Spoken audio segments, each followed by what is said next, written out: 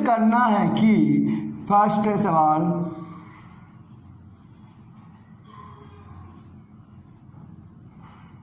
सिद्ध करो कि रूट 5 अपरिमेय संख्या है। ये हमें प्रूफ डेट करना है कि रूट 5 है वो रेशनल नंबर है, अपरिमेय संख्या है। मार्कर चल रहा है, सही आपको दिख रहा है? ठीक है, डालो इसे। अब देखो कैसे करेंगे इसको, रूट 5 को हमें अपरिमेय संख्या सिद्ध करना है, प्रूव करना है। तो देखो इस 5 को हम लेट माना, हमने माना कि रूट 5 परमेय है, हम अपने हिसाब से मान रहे हैं, हम परमेय मान के सिद्ध कर रहे हैं। देखो हम कर रहे हैं, देखो माना रूट 5 क्या परमेय संख्या है। रुकना, साफ नहीं दिख रही। क्वेश्चन क्यों चले, पहला क्वेश्चन है हमारा, सिद्ध करो कि रूट 5 एक अपरिमेय संख्या है। क्या सिद्ध करना है कि जो रूट 5 है वो अपरिमेय संख्या है, मतलब रूट 5 इरेशनल नंबर है। तो कैसे करेंगे समझिएगा, ऐसे क्वेश्चन आप लोग 9th में करके आए होंगे, ऐसे क्वेश्चन थे ना?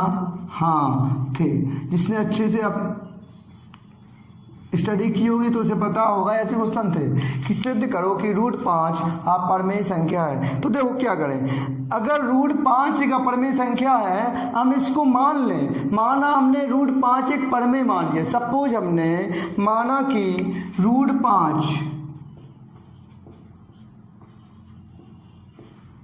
5 क्या है, एक परमेय संख्या है। और परमेय संख्या है तो परमेय संख्या की डेफिनेशन क्या है, इसे P/Q के रूप में लिखा जा सकता है, इसे P/Q के रूप में लिखा जा सकता है अगर परमेय संख्या माना है हमने। हाँ, तो कहेंगे रूट 5 इक्वल टू हो जाएगा P/Q। इतनी बात मेरी समझ पा रहे हैं आप लोग, P/Q। और आपको पता है हमें यहाँ लिखना पड़ेगा कि जहाँ P और Q दो पूर्णांक हैं और Q दो क्या है, पूर्णांक हैं। अब पूर्णांक हैं तो आपको पता है कि पूर्णांक हैं और ये क्या होना चाहिए, पूर्णांक है। Q इक्वल टू क्या, डज नॉट इक्वल 0, Q की वैल्यू 0 नहीं होना चाहिए। तथा देखो P और Q का कोई उभयनिष्ठ गुणनफल नहीं है, कोई उभयनिष्ठ का मतलब समझ रहे हैं ना आप, कॉमन। उभयनिष्ठ का मतलब कॉमन, मतलब दोनों में का कोई उभयनिष्ठ गुणनखंड नहीं है, गुणनखंड नहीं है।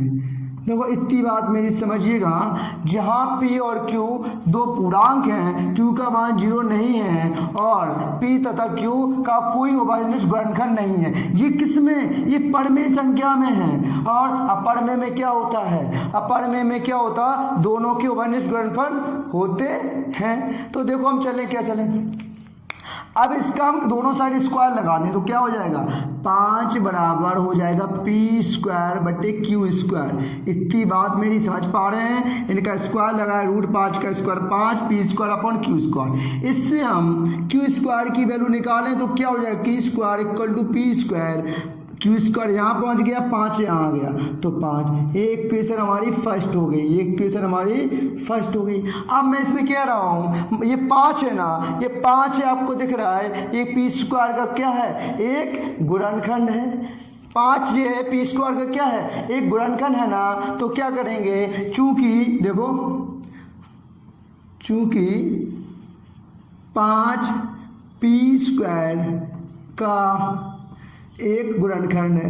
अब ये मेरी बात इतनी बताओ, जब 5 P² का एक गुणनखंड है तो P² का एक गुणनखंड है तो 5 तो क्या होगा, तो जो है 5 P का भी गुणनखंड होगा। तब 5 P² का एक गुणनखंड है तो 5 P का एक गुणनखंड होगा। इतनी बात आप मेरी समझ पा रहे हैं,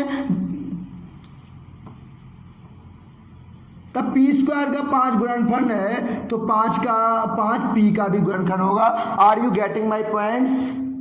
तब 5 पी स्क्वायर का एक गुणनखंड है तो 5 पी का भी एक गुणनखंड होगा, सीधी बात है। अब देखो, अब ये हो गया गुणनखंड है। अब देखो, अब मैं क्या कर रहा हूँ, लेट मान रहा हूँ मैं, लेट ये वाली संख्या, समझे, लेट पी अपॉन, देखो इस वाले को 5 पी का भी गुणनखंड होगा। इसको कर रहा हूँ मैं कि पी बटे 5 की वैल्यू मानी मैंने आर, क्योंकि ये लेट किया है, माना है, ये लेट किए हमने P upon 5 equal to R. इतनी बात समझ पाए हैं। अब P की वैल्यू मैं निकालूं तो कितना हो जाएगी, 5 आर। P की वैल्यू क्या हो जाएगी, 5 आर। अब जो P की वैल्यू आई है वो हम इक्वेशन फर्स्ट में रख दें। हम गए P का मान समीकरण फर्स्ट में रखने पर और रखे देंगे तो क्या आएगा, देखिएगा, यहाँ समझिएगा। अब यहाँ मैं कर रहा हूँ, यहाँ कर दूँ, हाँ इतने में हो जाएगा। देखो P का मान समीकरण हम फर्स्ट में रखें, देखो Q square equal to, mark कम चल रहा है क्या, क्यू स्क्वायर इक्वल टू, अब देखो ये P की वैल्यू क्या रख दूँ मैं, 5 आर रख दूँ, 5 आर का स्क्वायर बटे 5। इतनी बात मेरी समझ पाए। अब क्या करें, देखो यहाँ मैं सॉल्व करूँ, 5 का स्क्वायर 25, आर का स्क्वायर आर स्क्वायर बटे 5, 5 से 5 कैंसिल आउट, बचा 25, बचा क्या बचा है, Q square equal to 5 R square, ये बचा है। इससे मैं आर स्क्वायर की वैल्यू निकालूँ तो क्या हो जाएगी बेटा, R square equal to Q square upon 5। देखो ये समीकरण सेकंड मान लो, क्या हो गया, सेकंड मान लो। देखो इस टाइप में दोनों समीकरण देखो, इसको कंपेरिजन करो। देखो इसमें क्या लिखा था हमने, चूंकि 5 पी स्क्वायर का एक गुणनखंड है तो 5 पी का एक गुणनखंड होगा कि नहीं। अब देखो हम ये कह सकते हैं कि चूंकि, अब देखो इसमें लिखे हम, चूंकि 5 जो 5 है, अब किसका है, 5 क्यू स्क्वायर का एक गुणनखंड है, किसका है, क्यू स्क्वायर का गुणनखंड है ना। अगर 5 क्यू स्क्वायर का गुणनखंड है, 5 हमारा क्यू स्क्वायर का गुणनखंड है तो 5 क्यू का गुणनखंड होगा, जो 5 होगा किसका होगा, क्यू का गुणनखंड होगा। इतनी बात मेरी समझ पा रहे हैं। अब देखो यहाँ क्या है, दो कंडीशन निकल के आई हैं कि देखो 5 क्यू का भी गुणनखंड है और 5 पी का भी गुणनखंड है। अब देखो अब क्या हो गया, चूंकि देखो चूंकि 5 जो है, चूंकि पी तथा क्यू का, चूंकि देखो यहाँ समझो पी तथा क्यू का उभयनिष्ठ गुणनखंड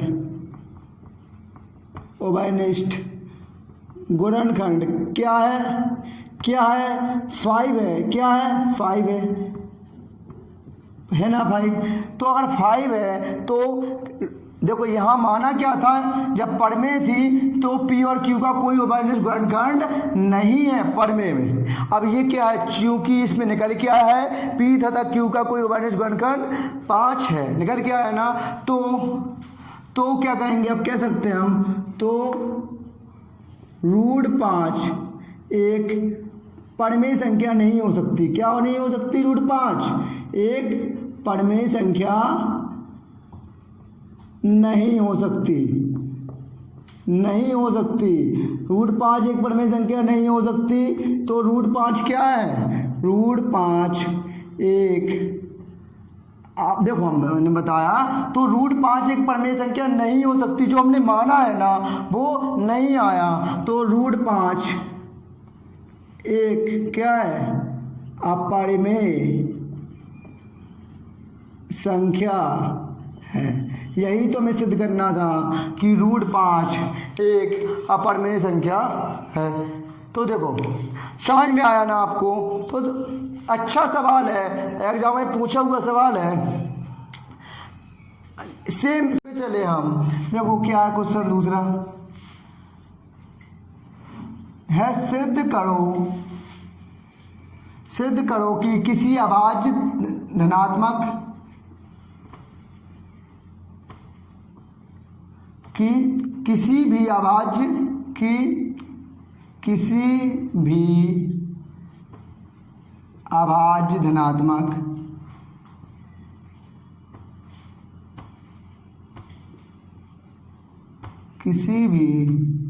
अभाज्य धनात्मक पूर्णांक p के लिए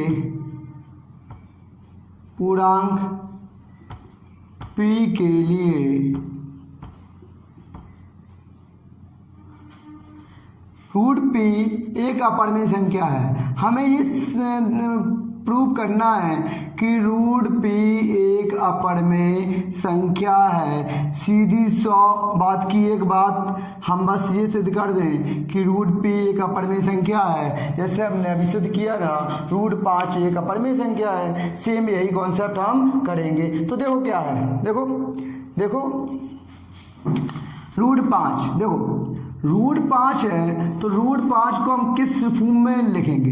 हमने पहले मानना पड़ेगा। हम मान रहे हैं, कल्पना कर रहे हैं, हम कल्पना समझते हैं ना। हमने कल्पना की, माना कि रूट p एक परिमेय संख्या है। हम ये मान के कर रहे हैं, हम कल्पना कर रहे हैं कि रूट p एक परिमेय संख्या है। देखो हर चीज़ को माना ही जाता है। जैसे अपने यहाँ भी मान लिया गया था स्टार्टिंग में, तो अपने यहाँ कोरोना वायरस आया था तो हम लोग कह रहे थे कि कोरोना वायरस जब टेम्परेचर ज़्यादा होगा तो उसका मर जाएगा, उसकी डेथ हो जाएगी, पर ऐसा नहीं था। हुआ कि आज टेम्परेचर देखिए 45 तक आ चुका है, कम हो रहा है प्रकोप, क्या डेथें ज़्यादा और हो रही है ना। तो देखो ये क्या परिकल्पना की थी, लेकिन ऐसा हुआ नहीं। हमने माना कि रूट p एक परिमेय संख्या है। अब रूट p है, p लिखा बराबर परिमेय संख्या को किस रूप में, मान लो a अपॉन b के रूप में लिख सकते हैं। किस में? a अपॉन b के रूप में। अब हम वही लिखेंगे जहाँ a तथा b पूर्णांक है ना, पूर्णांक है। अब ये पूर्णांक है और यहाँ तो ये पता होना चाहिए q equal to does not equal 0, ये तो कंडीशन है, नहीं होना चाहिए 0 है। तथा p तथा a तथा b, ये है ना a तथा b का कोई उभयनिष्ठ गुणनखंड नहीं है। क्या? कोई भी उभयनिष्ठ गुणनखंड a तथा b का कोई भी उभयनिष्ठ गुणनखंड नहीं है। ठीक है क्या? नहीं है। ये हमने माना है कि ये हमने परिमेय संख्या मानी है, परिमेय संख्या के अकॉर्डिंग लगा दिया कि इसका कोई उभयनिष्ठ गुणनखंड नहीं है। अब देखो, अब ये माना हमने, अब हम इसका बोथ साइड स्क्वायर कर दें तो क्या हो जाएगा? रूट p का स्क्वायर तो p होगा, a का स्क्वायर a स्क्वायर बटे b स्क्वायर हो जाएगा। b स्क्वायर की वैल्यू निकालें तो क्या हो जाएगी? b स्क्वायर इक्वल टू हो जाएगा a स्क्वायर अपॉन p। इतनी बात नहीं समझ पाए हैं? इसकी जो वैल्यू आई इसको हम इक्वेशन फर्स्ट मान लें, जब भी माना था। अब हम लिखेंगे चूंकि p जो है ना, p a स्क्वायर का क्या है? a स्क्वायर का एक गुणनखंड है। चूंकि p a स्क्वायर का एक गुणनखंड है, तो वही लैंग्वेज हमें लिखना है। देखो वही लिखा था, जहाँ 5 था ना, यहाँ वहाँ p था, तो हमने लिखा था 5 p स्क्वायर का एक गुणनखंड है। यहाँ लिखना है चूंकि p a स्क्वायर का एक गुणनखंड है, तो क्या होगा? 5 होगा वो p का भी एक गुणनखंड होगा। 5 p का एक क्या होगा? गुणनखंड होगा। p का नहीं, सॉरी, यहाँ a चल रहा है ना, a मानेंगे। p यहाँ 5 a का एक गुणनखंड होगा। अब देखो हमें क्या, ये गुणनखंड होगा तो हम कह सकते हैं कि ए अपॉन पी, ये है ना, इक्वल टू आर माना है। लेट हमने माना है कि ये A upon P equal to R है ना। अब इससे हम ए की वैल्यू निकालें तो क्या हो जाएगा, ए की वैल्यू हो जाएगी पी आर। ए की वैल्यू जो पी, देखो यह हुआ, हम तेरी जगह मल्टीपल किया, ए इक्वल टू पी आर हो गया। ए इक्वल टू पी आर हुआ है ना, ए का मान किस में, समीकरण फर्स्ट में रखने पर, ए का मान समीकरण फर्स्ट में रखने पर, अगर इसकी वैल्यू हम रखें तो समझो क्या आएगा। यहाँ अच्छे समझिएगा मेरी बात पे, यहाँ गौर फरमाइएगा कि V square equal to A square, A की वैल्यू पी आर रखनी है हमें, तो पी आर का स्क्वायर अपॉन पी। अब इसे हम सॉल्व करेंगे, देखो यहाँ तो बी स्क्वायर इक्वल टू क्या हो जाएगा, P square upon R square upon P. एक पी से एक पी कैंसिल आउट हो जाएगा। आर स्क्वायर की हमारी वैल्यू क्या आएगी, आर स्क्वायर की वैल्यू हमारी आएगी आर स्क्वायर की वैल्यू हमारी आ जाएगी बी स्क्वायर अपॉन पी। क्या आ गई बेटा, बी स्क्वायर अपॉन पी। इसको इक्वेशन सेकेंड मान लें। इतनी बात बताओ, दिख रहा है ना आपको। तो दो इक्वेशन आ गई, B square equal to A square P. यहाँ हमने कहा तब पी ए स्क्वायर का एक गुणनखंड है, पाँच का पी होगा, तो पी अब ए स्क्वायर का एक गुणनखंड है, तो पी भी एक ए का गुणनखंड होगा कि नहीं। अब यहाँ वही लिखेंगे हम कि क्या लिखेंगे कि पी है, यहाँ देखो मैं यहाँ लिख रहा हूँ, यहाँ समझिएगा। हाँ यहाँ देखो ये P है, कहोगे P बी स्क्वायर का एक क्या है, गुणनखंड है। लिखेंगे हम कि P बी स्क्वायर का एक क्या है, गुणनखंड है। तब P बी स्क्वायर का क्या है, ये गुणनखंड है, तो हमें ये बता दो तब P बी स्क्वायर का एक गुणनखंड है तो क्या P B का एक गुणनखंड होगा, तो P होगा B का भी गुणनखंड होगा। आप बताओ हमने क्या परिकल्पना की थी, हमने ये परिकल्पना की थी कि P, हमने यहाँ क्या कल्पना की थी कि ए तथा बी का कोई उभयनिष्ठ गुणनखंड नहीं है। यही तो किया था कि उभयनिष्ठ गुणनखंड नहीं है, परिमेय संख्या में उभयनिष्ठ गुणनखंड नहीं है। और यहाँ क्या हो रहे हैं, दोनों के उभयनिष्ठ गुणनखंड मिल रहे हैं। पी देखो बी का उभयनिष्ठ गुणनखंड है, देखो, और पी यहाँ ए का उभयनिष्ठ गुणनखंड होगा। अब देखो क्या हमने कहा, यदि पी ए तथा बी का उभयनिष्ठ गुणनखंड है ना, हाँ निकल के आया। यदि पी ए तथा बी का, यदि पी ए तथा बी का उभयनिष्ठ गुणनखंड है, हाँ है, अभी निकाला ना। अब हमने परिकल्पना की थी, तो पर हमारे द्वारा परिकल्पना जो की गई थी, तो हम कहेंगे अतः हमारी परिकल्पना असत्य है। हमने प्रमेय माना था, हमने कहा था इसके कोई उभयनिष्ठ गुणनखंड नहीं है, लेकिन यहाँ तो निकल के आ रहे हैं ना, तो कहेंगे अतः हमारी परिकल्पना असत्य है। अतः हमारी परिकल्पना मतलब समझ रहे हैं, हमने माना क्या था, परिकल्पना असत्य है।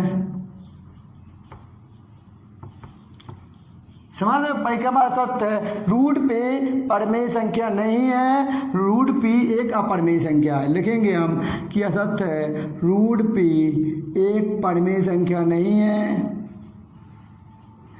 हमने मानी थी ना परमेय संख्या, तो हमें पता पड़ गया ये परमेय संख्या नहीं है। तब परमेय नहीं है, रेशनल नंबर नहीं है, तो क्या है, रेशनल नंबर है। तो रूट पी एक परमेय संख्या नहीं है, रूट पी एक अपरमेय संख्या है। कैसी संख्या है, एक अपरिमेय संख्या है। इतनी बात मेरी समझ पा रहे हैं आप लोग कि ये पूरा सिद्ध हो गया, यही हमें सिद्ध करना था। अच्छा क्वेश्चन था। क्वेश्चन की ओर चलें। तीसरा क्वेश्चन है, सिद्ध करना है। तीसरे क्वेश्चन में देखो क्या है क्वेश्चन, सिद्ध करो कि निम्नलिखित संख्याएं, सिद्ध करो कि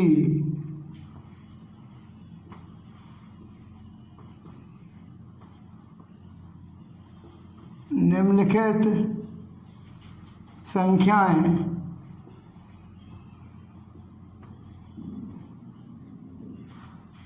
अपरिमेय संख्या है, सारी संख्याएं हमें अपरिमेय सिद्ध करनी है। तो देखो हमें वही पूरा कॉन्सेप्ट वही है, हम इनको मान के चलेंगे ये क्या है, परिमेय संख्या है। ठीक, अब देखो, ठीक, पहला क्वेश्चन हम ले लें। फर्स्ट हमारा है 1/√2। इसके 3 पार्ट हैं, कितने? हम पहला पार्ट क्यों डिस्कस करें। सेकंड पार्ट है इसका 7/√5।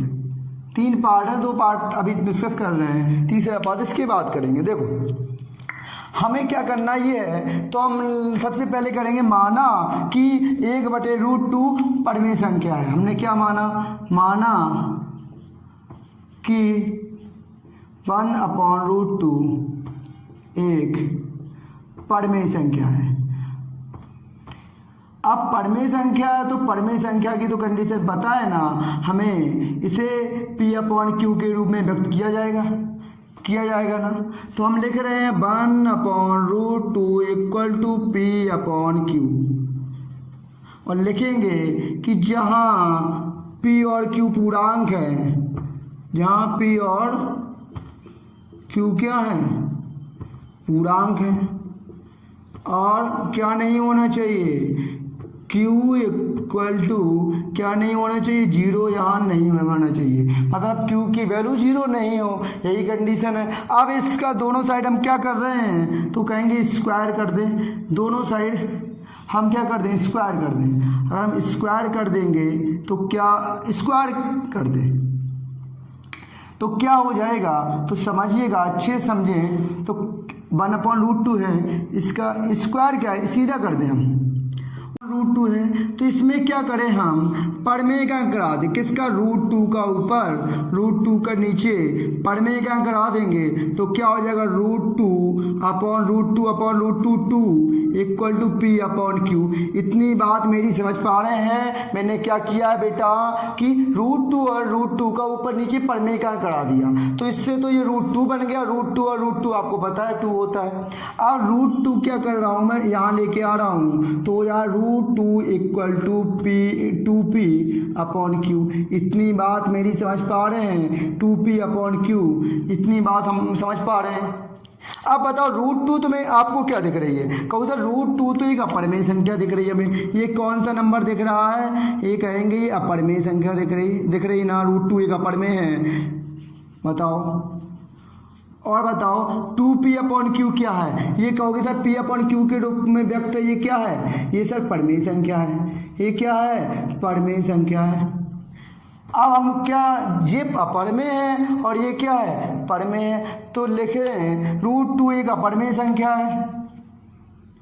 √2 एक क्या है, अपरिमेय संख्या है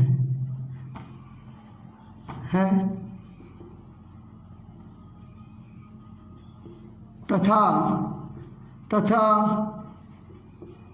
2P/Q, ये 2P/Q एक परिमेय संख्या है। एक क्या है, परिमेय संख्या है। अब मेरी बात पे यहाँ ध्यान दीजिएगा, ये कभी क्या हो सकता है कि इसका बराबर होना संभव है क्या, ये अपरिमेय और परिमेय क्या बराबर हो सकते हैं, तो कहेंगे इसका बराबर होना संभव नहीं है। क्या बराबर हो सकते हैं, नहीं हो सकते। मैं आपसे एक छोटी सी बात पूछूं, बताइए एक बच्चा है वो दिन का 5 घंटे स्टडी करता है और दूसरा बच्चा बिल्कुल स्टडी करता ही नहीं है, पढ़ाई ही नहीं करता, दोनों के रिपोर्ट कार्ड आएंगे, क्या दोनों के मार्क्स बराबर होंगे, नहीं हो सकते। ये संख्या ये अपरिमेय है, ये परिमेय है। इसका √2 तो एक अपरिमेय है, ये परिमेय है, इसका बराबर होना संभव नहीं है।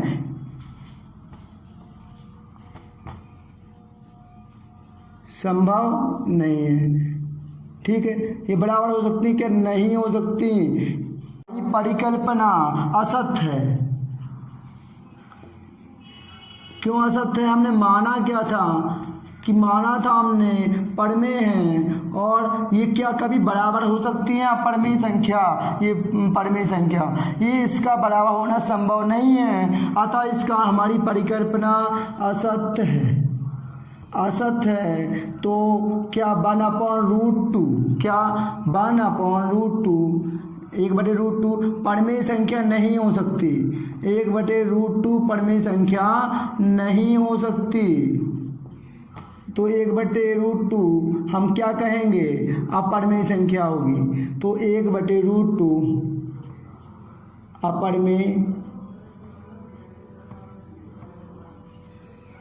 अपरमेय संख्या होगी। 1/√2 कौन सी संख्या होगी, अपरमेय संख्या होगी। तो समझ में आया ना। हाँ देखो क्या है, 1/√2 को हम 1 से रिपीट कर रहे हैं, माना था हमने परमेय, और P/Q पता है आपको, जो संख्या परमेय होती है उसे P/Q के रूप में व्यक्त किया जा सकता है, but Q not equal to 0। अब इसका हमने क्या किया, √2 का परमेय का करा दिया तो √2 हो गया। तो क्या हो गया, अब यहाँ समझिएगा, 2 यहाँ पहुँच गया, Q हो गया। √2 क्या दिख रही है, अपरमेय, ये क्या दिख रही है, परमेय। बताओ √2 एक अपरमेय संख्या है और यह एक परमेय संख्या है, इसका बराबर होना संभव नहीं है, अतः हमारी परिकल्पना असत्य है। 1/√2 परमेय संख्या नहीं हो सकती, 1/√2 क्या है, अपरमेय संख्या है। सेम यही सवाल है 7√5, तो वही है, हम कहें कि माना कि 7/√5 एक परमेय संख्या है। माना कि मैं एक एक सवाल लेके चल रहा हूँ कि आपको कोई प्रॉब्लम ना हो। माना कि 7/√5 एक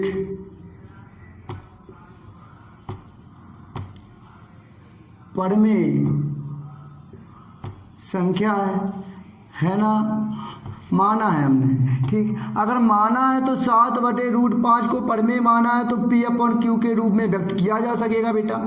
इतनी बात समझ पे आ रहे हैं, वही लिखेंगे जहाँ P और Q पूर्णांक हैं, जहाँ P और Q पूर्णांक हैं लेकिन Q does not equal to 0 है, ठीक। अब देखो 7/√5 है, अगर मैं √5 यहीं रखूं और 7 को यहाँ नीचे लेके आ जाऊं तो क्या हो जाएगा, P/7Q। इतनी बात मेरी समझ पा रहे हैं, इतनी बात समझ पा रहे हैं। 7 नीचे मैं यहाँ लेके आ गया। अब बताओ, आप ही बताओ, √5 क्या होती है, तो कहेंगे सर √5 तो होती है अपरमेय, √5 अपरमेय है। अगर √5 अपरमेय है, ये P/Q के रूप में लिखा है तो ये क्या है, ये परमेय है। तो बताओ क्या, तो हम कह सकते हैं कि √5 ये अपरमेय है और P/7Q ये परमेय है, इनका बराबर होना संभव नहीं है। ये लिखेंगे, जो हमने कहा है वो लिखेंगे कि √5 देखो लिखेंगे क्या, √5 एक अपरमेय संख्या है, अपरमेय संख्या है। √5 अपरमेय है लेकिन P/7Q क्या है, P/7Q एक परमेय संख्या है तथा P/7Q एक क्या है, परमेय संख्या है। अब ये बताओ हमें, या क्या इनका बराबर होना संभव है, ये बराबर हो सकते हैं, इनका हम कहेंगे इसका बराबर होना संभव नहीं है, इनका बराबर होना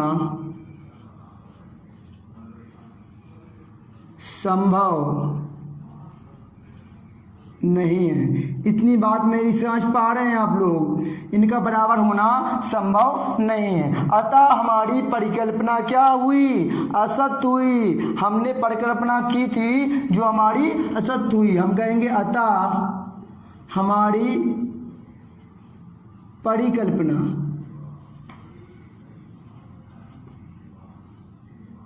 क्या है, असत्य है। असत्य है तो बताओ, कहेंगे 7/√5 परमेय संख्या नहीं हो सकती, पर में संख्या नहीं हो सकती। क्या है? 7/√5 एक अपरिमेय संख्या है। यही तो हमें क्या करना है, दिखाना है ना। 7/√5 अपरिमेय संख्या है। देखो पूरा कॉन्सेप्ट वही है दोनों सवालों में। अगर आपको एक समझ में आ गया तो आपको सवाल में कुछ दिक्कत नहीं आएगी। अब देखो बच्चों, हम तीसरे पार्ट की ओर आगे बढ़े तो क्या है, कहा है क्वेश्चन क्या है, 6+√2 दिखाना है कि अपरिमेय संख्या है। तो कुछ नहीं, वही करना है हमें कि माना कि 6+√2 एक परिमेय संख्या है। अगर परिमेय संख्या है तो आप ही बताओ इससे हम क्या करेंगे। तो आप कहेंगे सर ये P/Q के रूप में व्यक्त होगी। किसके रूप में व्यक्त होगी? P/Q के रूप में, P/Q के रूप में। और जहाँ कहेंगे P और Q पूर्णांक हैं, जहाँ P और Q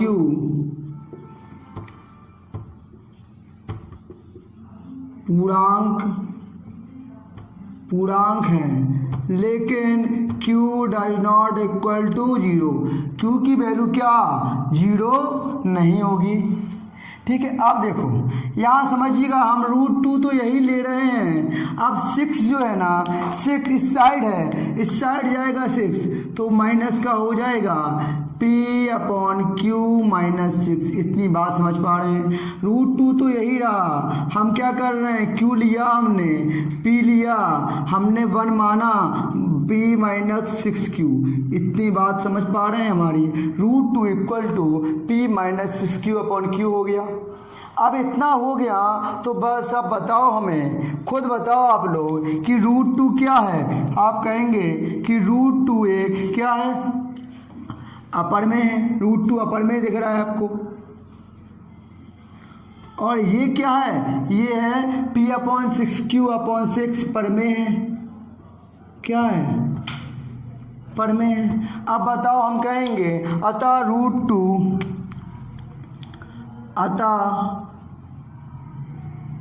√2 क्या है, एक परिमेय संख्या है,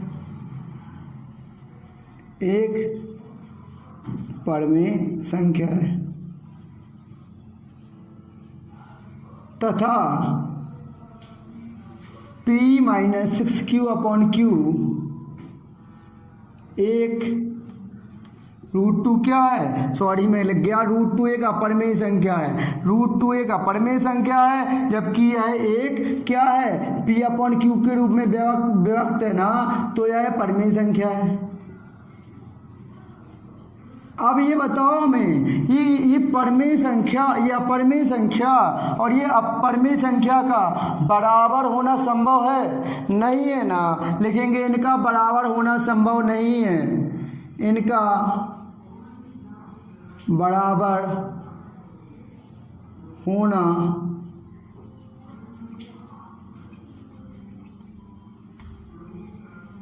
संभव नहीं है, इनका बराबर होना संभव नहीं है। अतः हमारी परिकल्पना क्या हो गई, असत्य हो गई। अतः हमारी परिकल्पना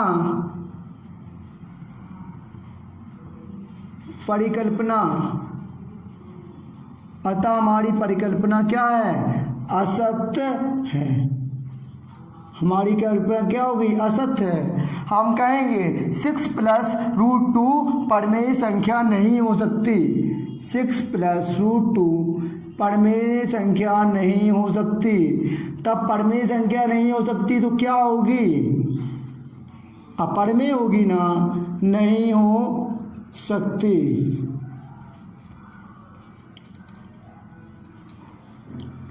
आप कहेंगे 6+√2 अपरिमेय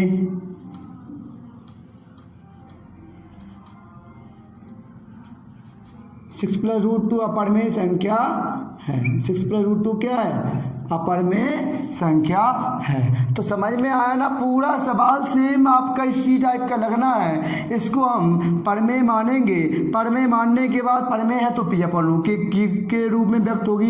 इसको निकाला हमने। अब ये एक अपरमेय आ गई, ये परमेय आ गई, अतः √2 एक अपरमेय संख्या है तथा p - 6q/q एक परमेय संख्या है। इनका बराबर होना संभव नहीं है और हमारी परिकल्पना क्या हो गई? असत्य हो गई।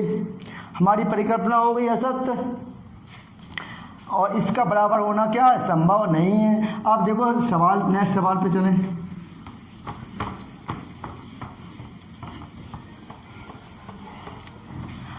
अब चौथे सवाल की ओर हम आगे चले तो समझिएगा क्या सवाल है।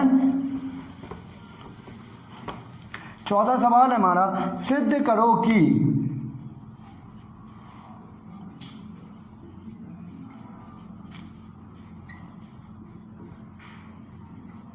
√3 + √5 अपरमेय संख्या है। ये सिद्ध करना है। तो वही पूरा कॉन्सेप्ट वही है, इन सब का फिनोमेना वही है कि आपको क्या करना पड़ेगा, हम मानेंगे ये क्या है? परमेय है। अब देखो कैसे निकालें। हमने कहा माना कि √3 + √5 एक क्या है? एक परमेय संख्या है। एक परमेय संख्या, ये माना हमने, एक परमेय संख्या है। अब मेरी ये बात पे यहाँ समझिएगा, अब मेरी बात पे समझिएगा, अगर परमेय संख्या है तो क्या होगा? तो p/q के रूप में व्यक्त किया जा सकेगा ना, इसे p/q के रूप में व्यक्त किया जा सकेगा। अब बताओ, लिखेंगे जहाँ P और Q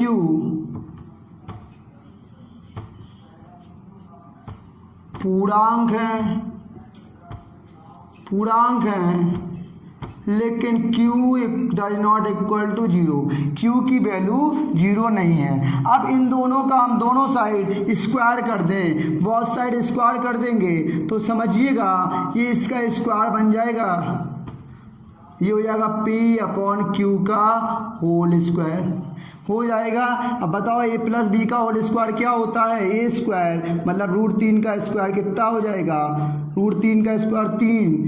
देखो समझ लो, एक बार दूसरे स्टेप में बताऊंगा आपको कंफ्यूजन ना हो।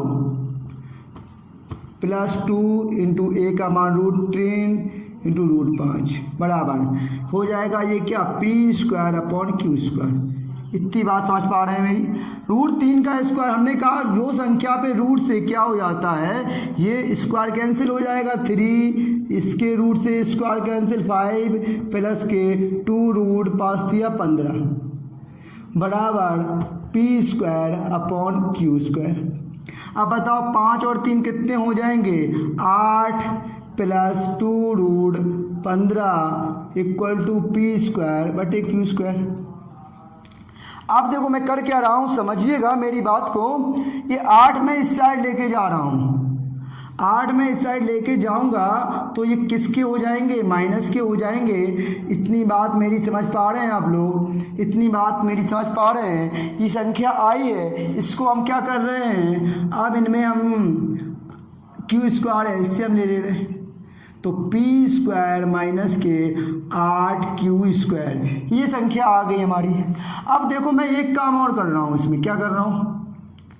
√15 तो यही रखा हमने बराबर p² - के 8q² / 2q², इतना ही आ रहा है। देखो इतना आ रहा है।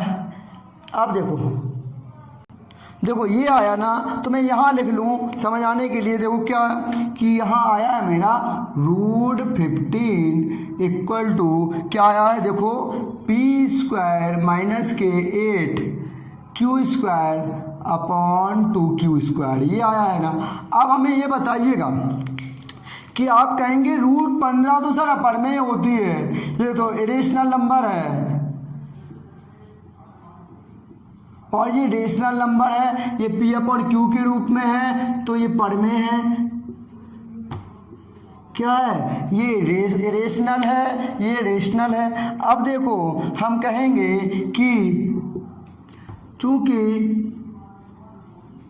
√15 एक अपरिमेय संख्या है, क्या है एक, यहाँ मैं ऐसे कर दूँ, चूंकि √15 एक अपरिमेय संख्या है तथा ये वाली p² माइनस के 8q² एक परिमेय संख्या है।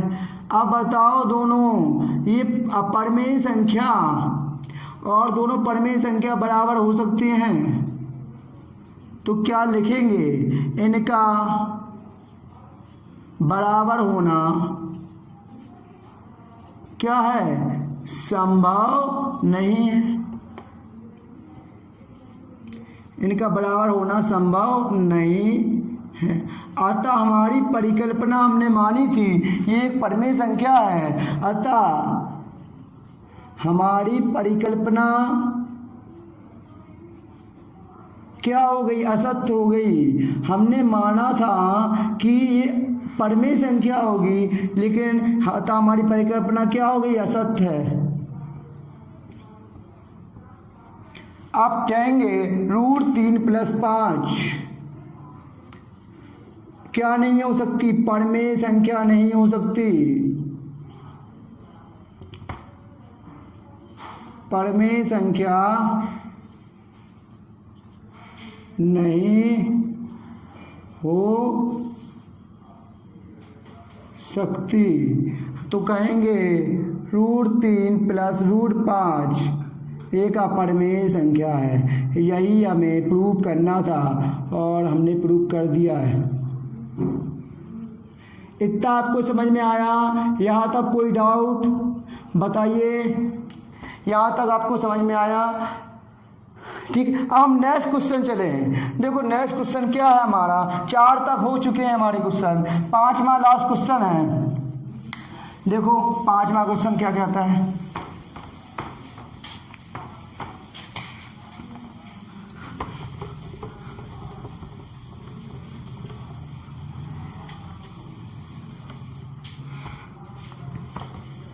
देखो 5वां क्वेश्चन है हमारा कि सिद्ध कीजिए कि निम्नलिखित संख्याएं अपरिमेय संख्या है। 5वां क्वेश्चन है, सिद्ध कीजिए कि निम्नलिखित संख्याएं, सिद्ध कीजिए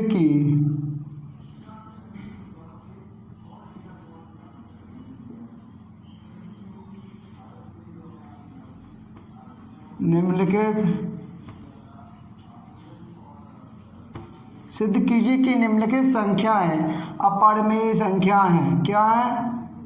अपरिमेय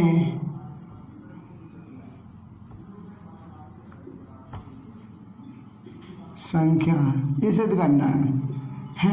अब देखो फर्स्ट क्वेश्चन है हमारा 3/2√5, ये फर्स्ट क्वेश्चन है। सेकंड क्वेश्चन है हमारा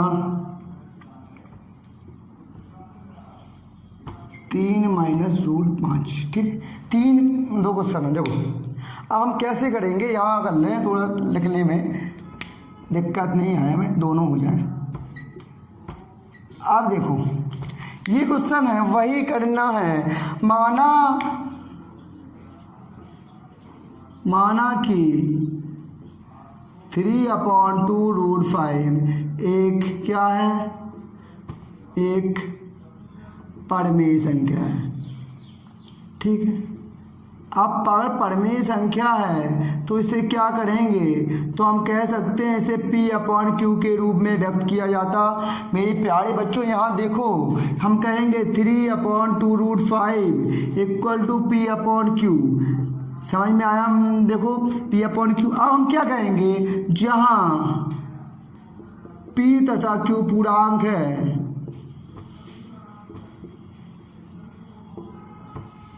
और Q equal to does not equal to 0। अब बताओ ये हो गया। अब मैं क्या कर रहा हूँ, मैं त्रिज्या गुणा करूँ तो ये हो जाएगा हमारा 2p√5 इक्वल टू 3q। मैंने त्रिज्या मल्टीप्लाई किया। अब बताओ √5 बराबर क्या आ जाएगा हमारा, 5 हम यही रखें बराबर 3q/2p। ये आ गया। अब बताओ, खुद बताओ, आप देखने पे आपको क्या लग रहा है कि √5 तो क्या है, √5 इरेशनल नंबर लग रहा है, परमेय है, और ये 3q/2p क्या है, परमेय है। तो बस लिखेंगे। अब लिखेंगे क्या, हम समझिएगा क्या लिखना है कि √5 एक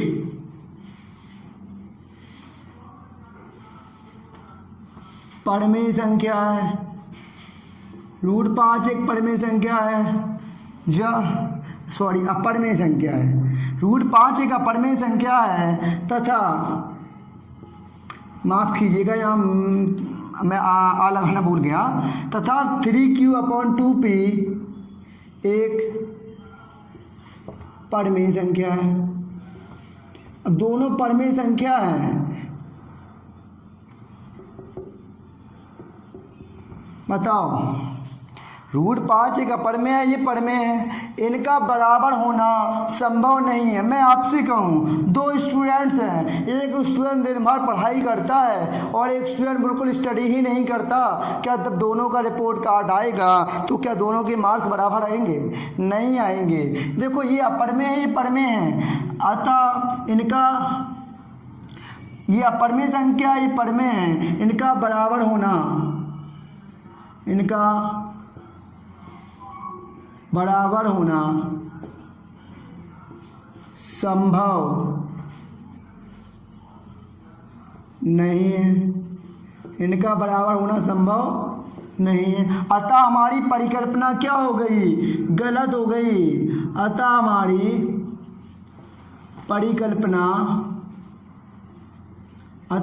परिकल्पना गलत है, गलत है। हम कहेंगे 3/2√5 एक अपरमेय, एक क्या है, 3/5 परमेय संख्या नहीं है, क्या है, परमेय नहीं है, परमेय संख्या नहीं है। तो हम क्या कहेंगे, 3/2√5 एक अपरमेय संख्या है, एक अपरमेय संख्या है। ठीक है, ये हो गया हमारा सॉल्व। अब नेक्स्ट हम क्वेश्चन पे चले, सेकंड है हमारा, लास्ट क्वेश्चन है। देखो 3 - √5, तो देखो क्या है, हम कहेंगे वही, माना कि 3 - √5 एक परमेय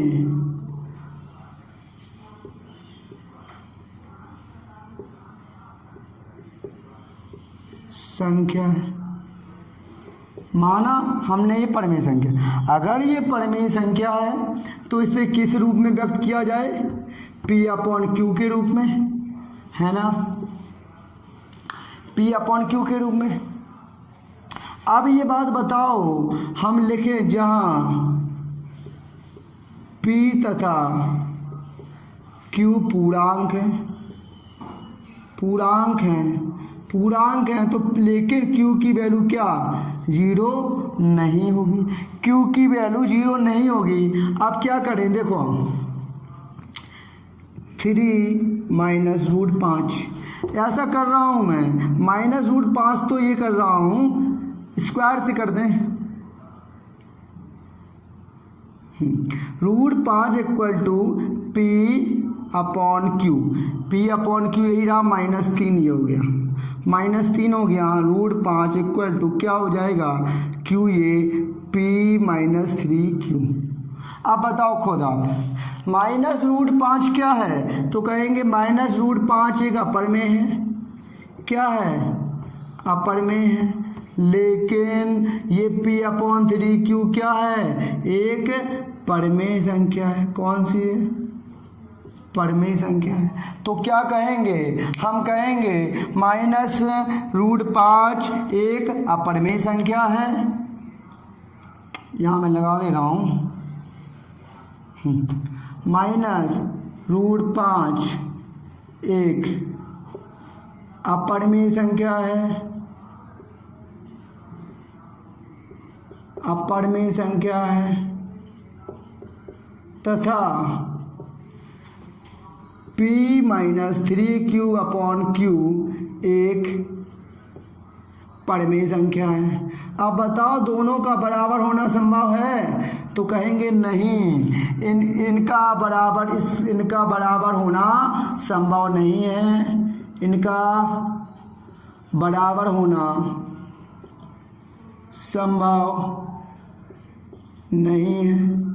अब इनका जब बराबर होना संभव नहीं है, अतः हमारी ये परिकल्पना क्या हो गई, गलत हो गई। अतः हमारी परिकल्पना गलत है। अब ये जब गलत है तो हम क्या कहेंगे कि 3-√5 परिमेय संख्या नहीं हो सकती। क्या नहीं हो सकती है, परिमेय संख्या नहीं हो सकती। तब ये परिमेय संख्या नहीं हो सकती तो क्या हो जाएगा, 3-√5 एक क्या होगी, अपरिमेय संख्या होगी, अपरिमेय संख्या होगी। तो देखो पूरा सबका कॉन्सेप्ट वही है, मैंने एक कॉन्सेप्ट से सारे क्वेश्चन लगाने की कोशिश की है, समझे। हाँ तो कहा तो ये अपरिमेय संख्या होगी। तो समझ में आया ना, तो कैसा लगा आज का लेक्चर, आपने आई होप अच्छे से एंजॉय किया होगा। आप लोग डेली जुड़ते रहें, हम लाइन बाई सीरियल क्वेश्चन करा रहे हैं, कोई भी क्वेश्चन स्किप नहीं किया जा रहा। ऐसा जो क्वेश्चन आपको डाउट्स हो तो आप मुझे आपके डिस्क्रिप्शन में नंबर दिखा है उस पर भेजें, हम सारे डाउट्स आपको क्लियर करेंगे। जब आपका ये सेशन फिनिश हो जाएगा, इसके बाद हम डाउट सेशन लेके आएंगे, जो क्वेश्चन हम आपके द्वारा भेजे जाएंगे उनको हम डिस्कस कर रहे होंगे। तो बस आप लोगों का प्यार इसी तरह मिलता रहे, हमारे वीडियो को ज़्यादा से ज़्यादा अपने दोस्तों तक शेयर करें और घर पर रहें। Stay safe, stay home. Thank you, thanks for the class.